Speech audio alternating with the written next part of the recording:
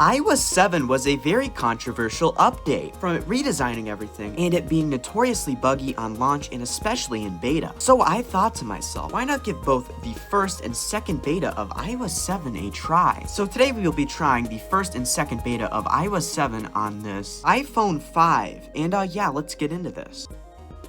First of all, we will need to restore the very first beta of iOS 7 onto this thing.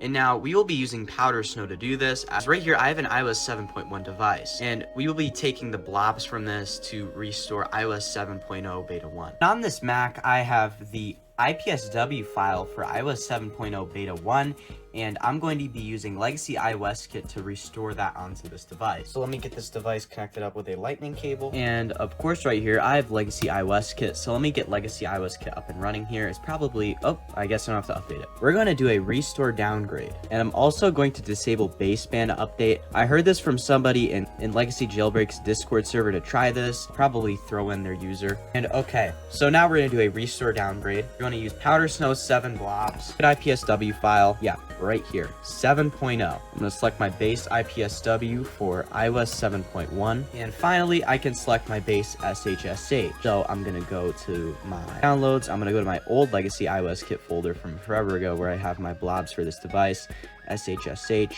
I believe that's it. So I'm going to hit choose, and okay, just like that, I can now hit start restore. iOS beta detected jailbreak not work popular. So I'm just gonna hit no. no. I'm gonna avoid jailbreaking because I have no idea how buggy this will be when I do this. So anyway, let's use Pwn DFU. So now this device will pop in recovery mode. Oh, I have to hit trust. Okay, send device to recovery mode. All right, now we're gonna put the device in DFU mode. So how that works is we hold the power and home button for about 8-ish seconds, and then let go of that power button and keep holding the home button for another 8-ish seconds. Okay, in a second we're about to go start restoring, and device got successfully pwned. So now we are going to be restoring iOS 7.0 beta onto this device. So I'll leave this on time lapse. If you want to skip to the next chapter where we actually start messing around with this beta, feel free, but this will be on time lapse, so this shouldn't be really long.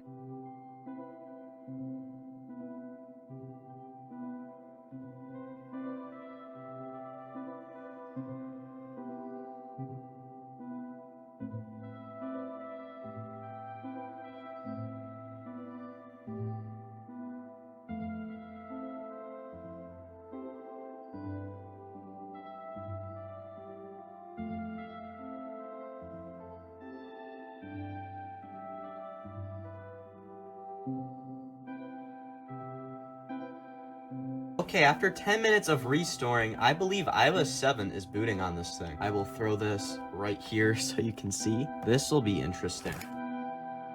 Okay, looks like it's doing one final flash before it boots. Okay, good sign. And okay, wow, that is such a thin font. Oh my god. If you know what the iOS 7 setup screen looks like, that it literally looks nothing like this. That font is so thin. Okay, now what the f is that sound? Okay, let's set up iOS 7 on this device, shall we? Let me connect up to my Wi-Fi. Okay, let's enable location services, set up that, skip the Apple ID stuff, because obviously that will not work. Agree, use Siri, don't send. And wow, just like that, we are on the very first beta of iOS 7 that first released after WWC 2013. I did disable baseband update, and wow, that settings looks so weird. Whoa, okay. Let's go check out the version number, of course. And there you go, iOS 7.0. And if I show you what the settings menu looks like on final release versus the very first beta of iOS 7, you'll see what I mean. This just looks so weird.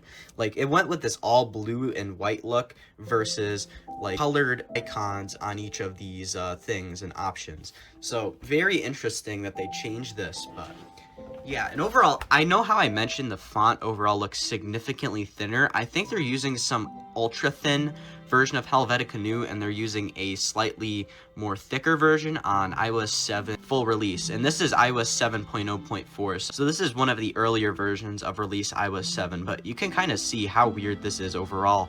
And this gets even weirder if we go look at the wallpapers. So like, Look at that. That's quite literally the iOS 6 lock screen on iOS 7 right there. And of course, this is what it's meant to look like right on final release. And another thing I noticed is the apps are significantly lower down on iOS 7 beta versus final release, and that's just a very little thing.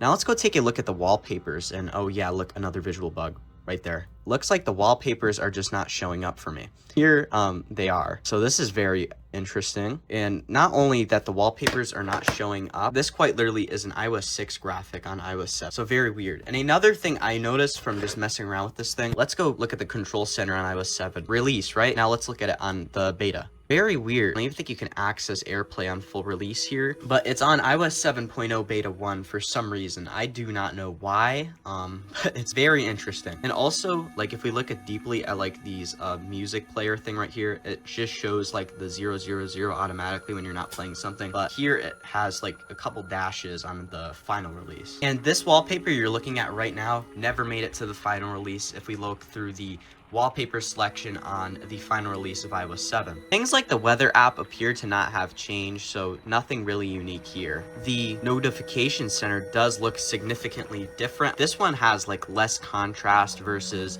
the final release, and the text up here is lowercase versus uppercase on the final release. And let's go to the all tab. Nothing different here. It just looks like this has less contrast. Well, there won't be anything on both of these, but you can kind of see that. Let's scroll down and look at stocks. Nothing significantly different here as far as I can see. I want to see if I can get these wallpapers to pull up, so I'm going to power the device on and off, and oh my god, look at that slide to power off on here. Let's look at iOS 7.0. Let's go pull up the slide to power off, and that is so weird. Oh my god. I also just noticed something when doing a reboot. The slide to unlock sequence is significantly different. It has a slightly thinner looking font as usual, and it does not have that like little dash arrow thing when you slide to unlock.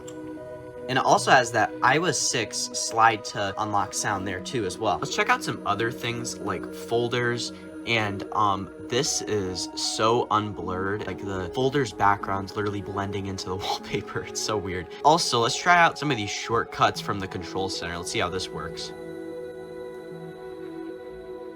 Interesting animation. Camera. I guess that one's not as buggy as the other one. Let's try out this one. World clock. Okay, that's not really buggy either. Let's just go through the clock app since I have it right here. I don't really see many differences from the final release. Yeah, it's pretty much the same.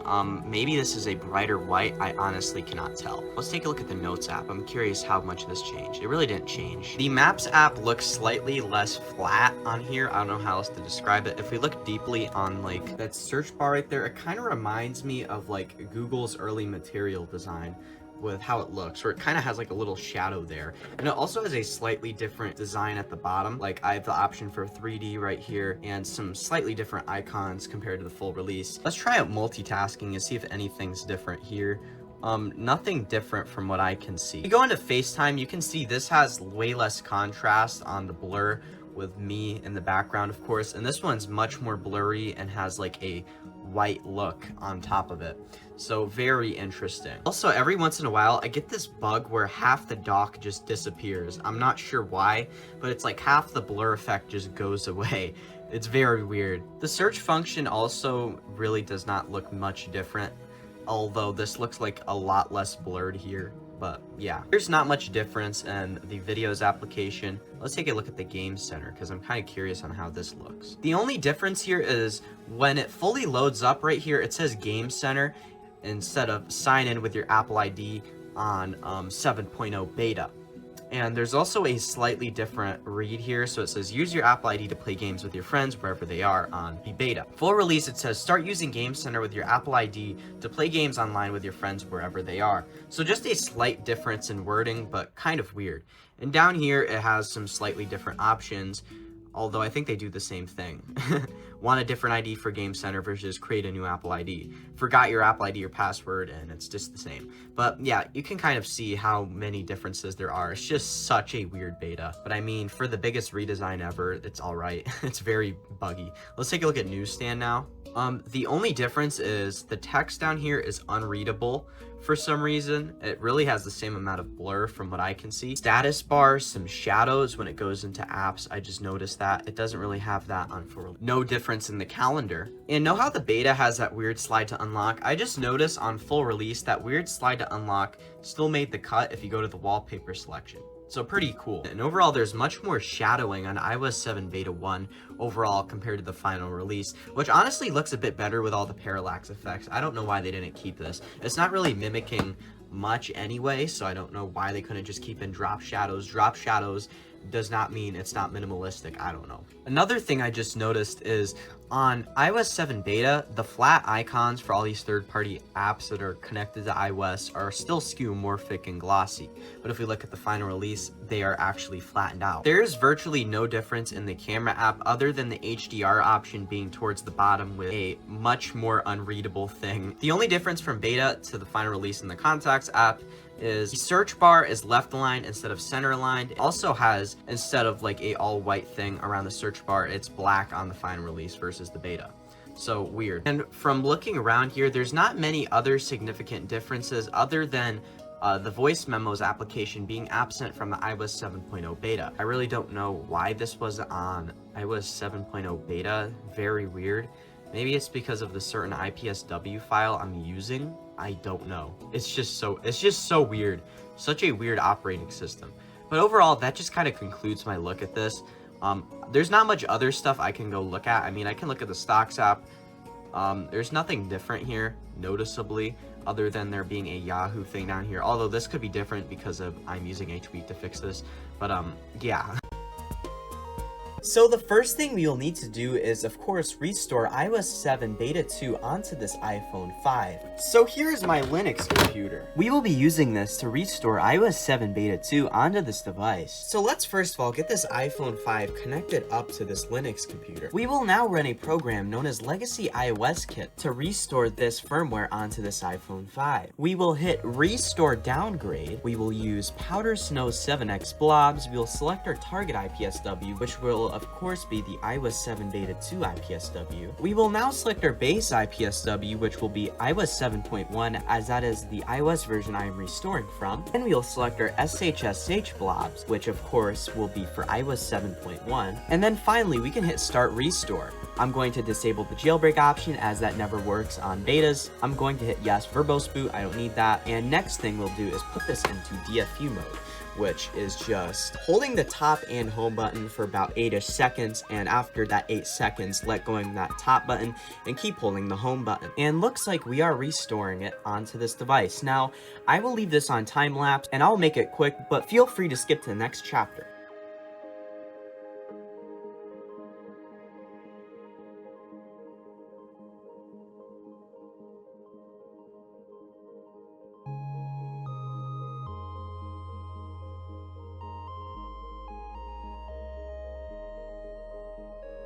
And looks like it is finally booted. And we boot into iOS 7 Beta 2. The very first thing you'll notice is it still has the iOS 6 slide to unlock sound, which was also in Beta 1. So now let's get this thing set up. I'm going to enable location services, set up this as a new iPhone, hit agree. I'm not going to add a passcode. I'm going to use Siri, don't send.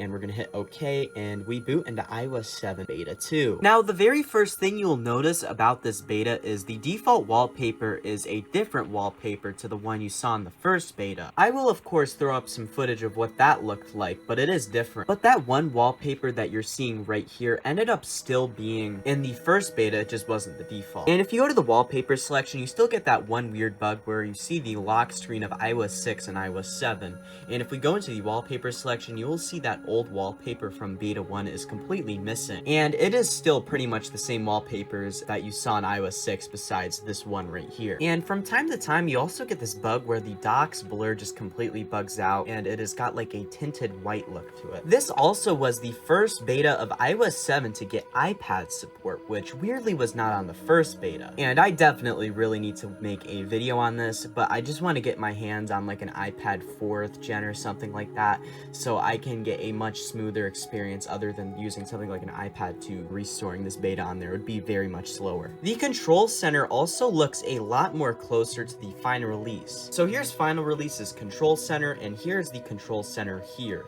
Besides a couple things, it is pretty much the same exact thing. And if you are curious what the Beta 1 control center looked like, it is very much different looking, and it has a couple different button choices. But since we're comparing it to the final release, you can see that the buttons overall just look slightly different and a lot more thinner and see-through. And again, since we are briefly comparing it to the final release, you can see the wallpaper is slightly different on the first beta versus something like final release. So you can see it has a much more like speckled version of that nebula wallpaper, while if we look at the one on final release, it just looks overall a lot more cleaner and better. This was also the beta that added back voice memos, as it was completely absent from beta 1 for some reason. And it is overall much more stable compared to beta 1, besides a couple bugs that are still retained from that beta. That one bug where you would see the dock just completely split in half, where blur is partially there on one half and missing on the other, is finally gone, which is good to see, of course, because that was like one of the biggest bugs with iOS 7 beta 1. It was super ugly looking,